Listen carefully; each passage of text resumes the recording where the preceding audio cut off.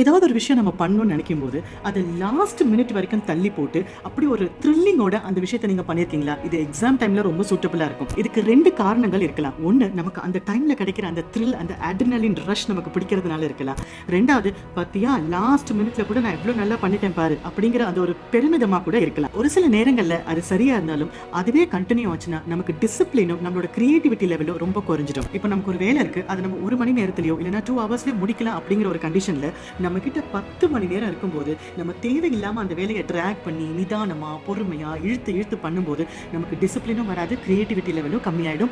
அந்த ஒரு விஷயத்துல நம்மளோட கமிட்மெண்ட்டும் குறைவா இருக்கும். அதே நம்ம ஒரு வேலைக்கும் ஓகே இது 20 மினிட்ஸ் எடுக்கும் இல்லைன்னா இது 1 மணி நேரம் எடுக்கும் அப்படின்னு நம்ம ஒரு காலம் அதுக்கு நிர்ணயம் பண்ணி அதுக்கு ஏற்ற மாதிரி நம்ம ஷெட்யூலை பண்ணோம் அப்படின்னா கண்டிப்பா நம்மளால இன்னும் டிசிப்ளினோடையும் இன்னும் கமிட்மெண்ட்டோடையும் நிறைய விஷயங்களையும் பண்ண முடியும், கத்துக்கவும் முடியும். இதுக்கு பேர் தான் பார்க்கின்சன்ஸ் லா அப்படின்னு சொல்லுவோம். யோசிச்சு பாருங்க, பிராக்டிஸ் பண்ணுங்க. All the best.